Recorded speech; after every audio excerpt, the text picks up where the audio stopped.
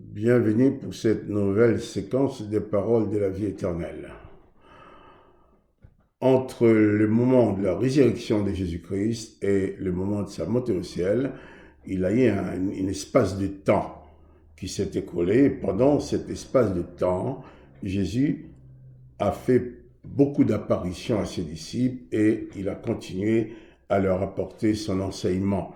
C'était dans ses enseignements, d'après la résurrection, nous sont apportés dans les évangiles qui sont dans la Bible, mais il y a d'autres scènes que Jésus a vécues avec ses disciples qui ne sont pas rapportées dans les quatre évangiles. Par exemple, je vous lirai un texte qui nous raconte une rencontre de Jésus avec ses disciples.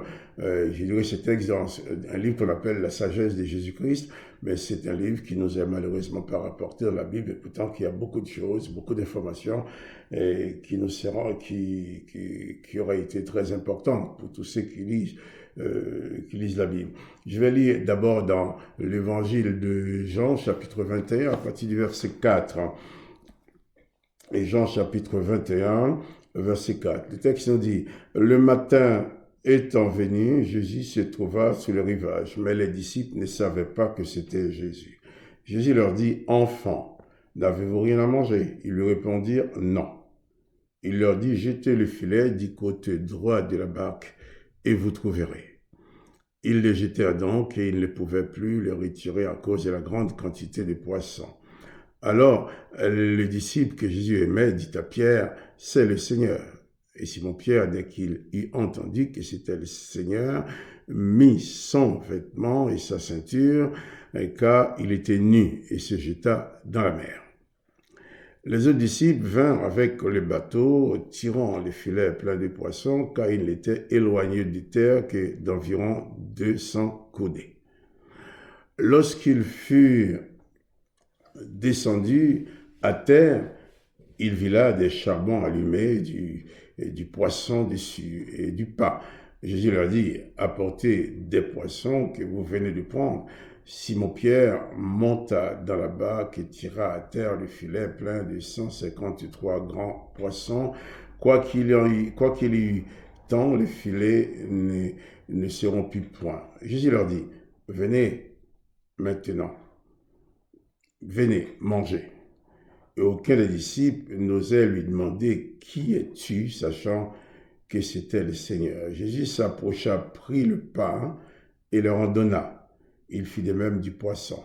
C'était déjà la troisième fois que Jésus se montrait à ses disciples depuis qu'il est ressuscité. C'est donc la troisième fois qu'il se montre à ses disciples depuis qu'il est ressuscité. Mais et pendant tout ce temps-là, Jésus a continué à enseigner ses disciples, et pas des apparitions diverses, mais à chaque fois nous constatons que les disciples ont eu du mal à reconnaître le Maître. Par exemple, les disciples, ceux que Jésus a rencontrés sur le chemin d'Emmaüs et avec qui il a fait route, ne l'ont pas reconnu. Ils ont compris que c'était lui seulement lorsqu'il a rompu le pain avec eux dans la maison. Mais là, je vais lire avec vous dans un texte qui n'est pas malheureusement écrit dans la Bible et qui aurait bien eu sa place parce qu'il y a des informations d'extrême importance pour nous là-dessus. Celui-ci se trouve dans les livres, un livre qu'on appelle La sagesse de Jésus-Christ. Ce sont des livres qui sont contemporains des évangiles que nous avons, qui ont été écrits par d'autres personnes, sachant que Jésus avait 12 disciples. On nous a apporté dans la Bible le témoignage seulement de 2. Hein. Et là, je vais vous lire, je vais vous lire ces textes dans le livre de la sagesse de Jésus-Christ. Après la résurrection d'entre les morts, ces 12 disciples et 7 femmes qui étaient assidues à son enseignement montèrent en Galilée sur la montagne dite de Moisson et de Joie. Comme il était perplexe au sujet du fondement de tout, de l'économie et de la providence, sainte de la vertu des autorités au sujet de toutes choses que le Sauveur avait accomplies parmi eux, mystère de l'économie. Le Sauveur se manifesta à eux non pas sous sa forme première, mais en celle de l'Esprit invisible. Son apparence était comparable à celle d'un grand ange lumineux.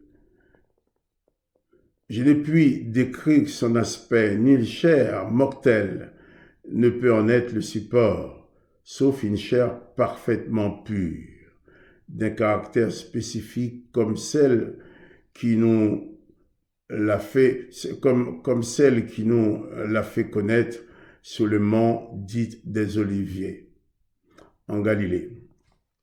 Le Sauveur dit, « Paix à vous. La paix qui est la mienne, je vous la donne. » Ils furent tous saisis d'étonnement et pris peur. Le Sauveur sourit et leur dit, « Sur quoi méditez-vous? Pourquoi êtes-vous dans le doute? Que cherchez-vous? » Philippe répondit, « Nous méditons sur les fondements du tout et l'économie du Sauveur. » Il reprit, « Je veux que vous sachiez que tous les hommes engendrés sur la terre, depuis la fondation du monde jusqu'à maintenant, n'ont pas trouvé Dieu, bien qu'ils aient pensé à chercher qui il était et comment il est. Parmi eux, les sages firent des spéculations basées sur le gouvernement du monde et son mouvement, mais leurs spéculations ne sont pas parvenues à saisir la vérité. Car chez tous les philosophes, on dit du gouvernement qu'il est organisé de trois façons. C'est sur cette question qu'ils sont en désaccord. Certains d'entre eux disent qu'il est un esprit saint parmi lui-même, et d'autres disent qu'il est providence, et d'autres encore qu'il est fatalité, mais il n'en est rien. Aucune de ces trois opinions déjà exprimées par les hommes engendrés sur la terre n'est conforme à la vérité. Or moi, c'est de la lumière infinie que je suis venu, moi qui la connais, pour vous enseigner l'exacte vérité. Jésus parle de l'ignorance de l'homme en ce qui concerne Dieu, même l'existence de Dieu. Il dit bien que tous les hommes engendrés sur la terre, depuis la fondation du monde jusqu'à maintenant, jusqu'au moment où ils vivaient, n'ont pas trouvé Dieu. Et c'est pourquoi Jésus dit que nul ne connaît qui est le Père dans l'évangile de Luc, chapitre 6, qui nous rapporte ces textes-là. Nul ne connaît qui est le Père, sinon le Fils, ni qui est le Fils, sinon le Père. Donc, Jésus, c'est le seul qui nous apporte la connaissance de Dieu, la connaissance du vrai Dieu. Dans l'évangile de Jean, chapitre 17, Jésus dit au Père qu'il accorde la vie éternelle aux hommes que le Père lui a donnés. Et Jésus nous donne la signification de la vie éternelle en disant, « Père, la vie éternelle, c'est qu'ils te connaissent, toi, le seul vrai Dieu. » Tous les gens qui écoutaient Jésus, qui écoutaient cette prière de Jésus, connaissaient l'Éternel. C'étaient tous des Juifs qui servaient l'Éternel dans les synagogues. Mais Jésus dit, « Père, la vie éternelle, c'est qu'ils te connaissent, toi, le seul vrai Dieu. » Et dans ce texte que je viens de lire, Jésus dit que tous les hommes engendrés sur la terre depuis la fondation du monde jusqu'au moment où il parlait n'ont pas trouvé le vrai Dieu. La vie éternelle, c'est de connaître le Père de Jésus-Christ comme étant le seul vrai Dieu. Et Jésus même, il a dit même, toutes les connaissances que les hommes ont eues et qu'ils ont appelé Dieu avant sa venue étaient fausses, n'étaient pas la vérité.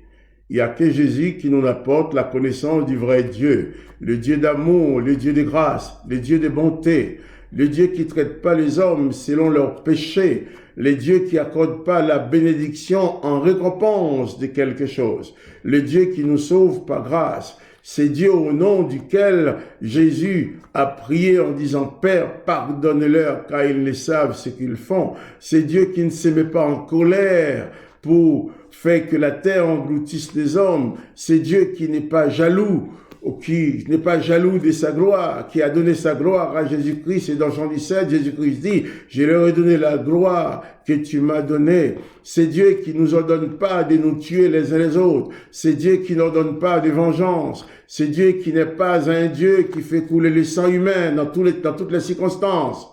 Seul le sang de Jésus a coulé sur la terre pour sauver l'humanité. Et les textes nous disent, Jésus est descendu dans le séjour des morts. Là, il a fracassé les portes, les verrous et les gonds pour libérer toutes les âmes qui étaient enchaînées dans le séjour des morts. Il les a délivrés, même ceux qui ne l'ont pas connu, étant vivants sur terre, eh bien, il les a sauvés. Et c'est ce Dieu-là que Jésus est venu nous révéler.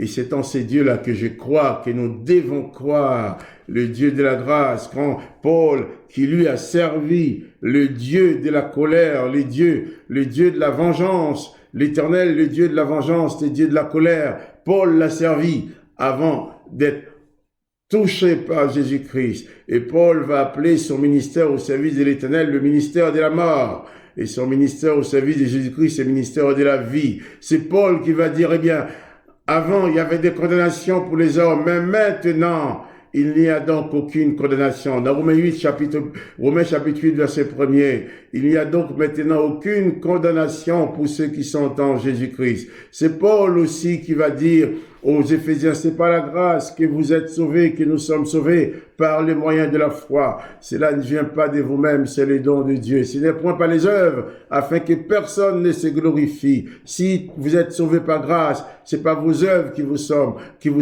Vous allez produire des bonnes œuvres parce que vous êtes dans la grâce. La grâce va produire des œuvres dans vos vies. Mais vos œuvres ne pourront jamais produire le salut. Vos œuvres ne pourront pas produire la grâce. La grâce produit des œuvres. Et Paul a dit aussi ceci. Il a dit que Jésus-Christ, en mourant sur la croix, a dépouillé les autorités, les dominations diaboliques qui dominaient sur les hommes. Jésus les a écrasés. Il a détruit leur puissance, contrairement à ce qui se passe dans l'Ancien Testament, où l'Éternel donnait droit et pouvoir à Satan et les démons sur les hommes. Jésus donne à ses disciples pouvoir et autorité sur les démons et les mauvais esprits. Jésus leur dit, écoutez, je vous envoie prêcher l'évangile, prêcher la bonne nouvelle à toutes les créations. Jésus dit même, voici les miracles qui accompagneront ceux qui auront cru, ils chasseront les démons. Avant la venue de Jésus-Christ, sur la terre d'Israël, personne n'avait le pouvoir de chasser un démon, mais Jésus-Christ donne ce pouvoir-là. Jésus-Christ est celui qui est venu nous apporter la révélation de l'existence de son Père, le seul vrai Dieu qui sauve. Aujourd'hui, on nous dit que nous sommes des judéo-chrétiens. C'est faux, c'est pas possible. On ne peut pas être judéo et chrétien en même temps. Ou on est juif, on sert l'Éternel des armées, le Dieu de la guerre, ou on est chrétien, on sert Jésus-Christ et son Père, le Dieu de la paix, le Dieu de l'amour, le Dieu qui pardonne. Il faut faire ton choix. Tu ne peux pas servir en même temps les dieux de la loi, de la condamnation et de la mort, et en même temps les dieux de la grâce, du pardon et de la paix. Ce n'est pas la même chose. Ce ne sont pas les deux mêmes entités, car les enseignements de l'Éternel face aux enseignements de Jésus-Christ sont diamétralement opposés. Dans chaque circonstance de ta vie, Tu ne peux pas en même temps obéir à l'Éternel et à Jésus-Christ. Quand tu as un ennemi devant toi, tu as deux choix. Ou tu vas obéir à l'Éternel, tu vas écraser l'ennemi comme le dit l'Éternel. Ou tu vas obéir à Jésus-Christ, tu vas pardonner. Tu ne peux pas faire les deux en même temps. Tu ne peux pas tuer l'ennemi et l'aimer en même temps. Jésus dit, il vous a été dit, tu aimeras ton ami, tes amis, et tu haïras ton ennemi. Mais moi, je vous dis, aimez vos ennemis, afin que vous soyez fils de votre Père qui est dans les cieux. Aimez vos ennemis, faites du bien à ceux qui vous persécutent. C'est ça l'enseignement de Jésus-Christ. Jésus-Christ nous apporte la connaissance du Dieu de la paix. C'est pour ça que Jésus dit souvent à ses disciples, eh bien, la paix soit avec vous. Et la paix, je vous donne la paix, je vous donne ma paix. Je ne vous donne pas la paix comme le monde donne, mais je vous donne ma paix à moi. La paix dans le pardon, dans l'amour et dans la grâce. Jésus-Christ nous enseigne à nous attacher à son Père. La vie éternelle, c'est de connaître le Père de Jésus-Christ comme étant le seul vrai Dieu. Et quand Jésus-Christ parle de son Père, il ne s'agit pas de l'Éternel, comme les religions ont toujours voulu nous faire le savoir pour nous enfoncer dans l'imperfection. Jésus, c'est le Fils du Père, le Père de la grâce et de la bénédiction. Et aujourd'hui, nous avons le devoir de prier pour tous ces hommes qui sont religieux ou pas, ces hommes et ces femmes, religieux ou pas, qui prient l'Éternel et qui continuent à produire les œuvres de l'Éternel dans leur vie, dans leur église, partout, qui continuent à vouloir être plus grands que les autres, à vouloir être plus riches que les autres, continuent à menacer des hommes et des femmes de malédictions et de bénédictions afin qu'ils puissent apporter leur argent, afin qu'ils puissent tirer profit d'eux, afin qu'ils puissent profiter de telle ou telle femme, de telle chose, parce que l'Éternel le permet. Jésus-Christ nous dit que nous devons donner, enseigner sa parole gratuitement. Tous ceux qui vont te demander de l'argent, qui vont te dire si tu ne donnes pas ton argent, tu seras maudit. Eh bien, ceux-là sont des collecteurs de fonds qui ont besoin de ton argent pour eux-mêmes. Mais si tu as de l'argent, tu décides de donner de l'argent pour le service de Dieu, eh bien, va aider un pauvre. Va donner à manger à ceux qui ont faim. Il y avait un jeune homme riche auprès de Jésus. Jésus lui a pas dit d'aller vendre son bien et d'apporter pour son ministère. Jésus a dit, vendez tout ce que vous avez, distribuez-le aux pauvres. Vous pouvez donner de l'argent dans votre église pour aider à couvrir certains frais, mais à condition qu'on ne vienne pas vous le demander. Si vous donnez de l'argent parce qu'on vous en a demandé, ce n'est pas un don, ce n'est pas une offrande. C'est une réponse à la demande de votre pasteur qui va vous dire, si vous voulez être béni, donnez de l'argent. Et il va faire une petite prière pour vous, une petite prière de bénédiction selon la somme que vous pouvez donner. Quand il va dire ceux qui donnent 100 €, 200 €, venez, il va te faire une prière selon ce que tu peux donner.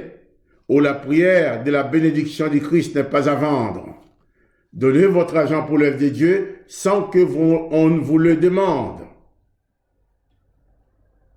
Jésus-Christ ne nous a pas dit que nous serons maudits si nous ne donnons pas la dîme et la bénédiction, et maudits si nous ne donnons pas la dîme ou notre argent. Tu peux donner de ton cœur une offrande. Mais si tu veux donner la dîme, apportez-la à une synagogue. C'est là que l'Éternel exige la dîme. Mais si tu veux servir Jésus-Christ, contente-toi de connaître et de suivre, d'observer les paroles de Jésus-Christ qui dit qu'avant sa venue, aucun homme engendré dans ce monde depuis Adam jusqu'à sa venue n'a connu le vrai Dieu. Il n'y a que Jésus-Christ qui est venu nous le faire connaître. Donc, souviens-toi et n'oublie pas que seul Jésus te procure la vie éternelle, pas parce que tu la mérites, mais parce qu'il te fait grâce. Par la grâce, vous êtes sauvés par les moyens de la foi. Cela ne vient pas de vous-même, c'est le don de Dieu en Jésus-Christ. Sois donc béni, sois donc béni, sois donc encore béni dans le nom de Jésus. Si tu veux rendre service à quelqu'un, fais-lui connaître cette vidéo. Fais entendre ces messages à d'autres et tu leur rendras service. Car il y a beaucoup dans ce monde qui meurent sans connaître le vrai Dieu. Même ceux qui disent qu'ils ont une religion, la religion n'est pas Dieu, mais Jésus-Christ nous conduit vers le seul vrai Dieu. Que son Saint-Nom soit béni. Amen et à bientôt pour une autre séquence des paroles de la vie éternelle.